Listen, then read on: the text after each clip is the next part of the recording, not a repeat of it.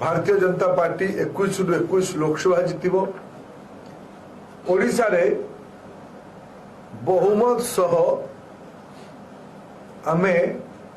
प्रथम बीजेपी सरकार गठन हम बड़ संकेत सरकार परिवर्तन आगुरी भी कही ओडिशा रे परिवर्तन लक्षण बहुत स्पष्ट भाव बारी होची। 2-4 दिन तले माननीय प्रधानमंत्री गोटे टीवी इंटरव्यू माध्यम रे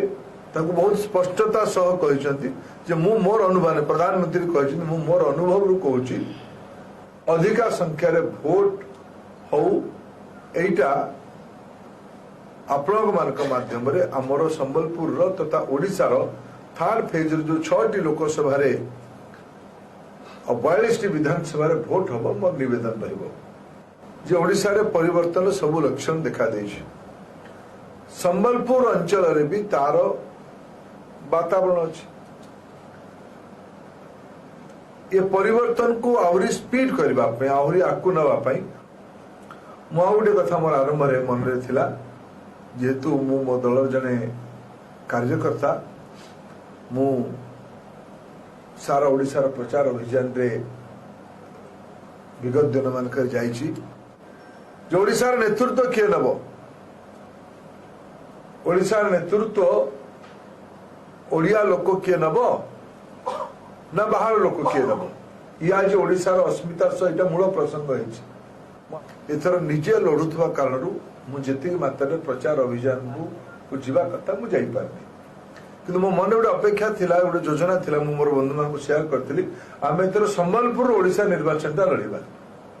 मु सेफे हाउथर आपन कृतज्ञता देबे आपण माने सेटा को अवसर को हम योजना लाकू सहयोगी हेले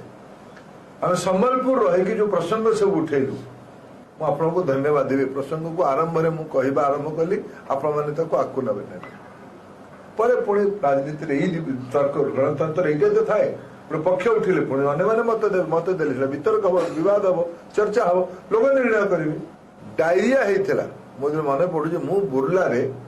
प्रथम थर करके आपण मानू भेटी बड़ हस्पिटाल रे हीराकुद अंचल डायरिया पीड़ित लोक मान को भेटी सारिकी मु तले भेटी कही जे मो पाई एक आश्चर्यजनक खबर हम मुझे अनेक प्रसंग कही पारे 24 वर्ष अपारगता संपर्क में प्रश्न उठे मु बारंबार कहूली आज तक दोहरे भी आउे महानदी तले मु होली बेले जो आसती जो समय प्रथम थर आसती होली बेले मार्च मासरे डायरिया एही भले वीडियो देखिबा पाई आम चैनल को लाइक शेयर सब्सक्राइब करंतु ब्यूरो रिपोर्ट ओडिया न्यूज।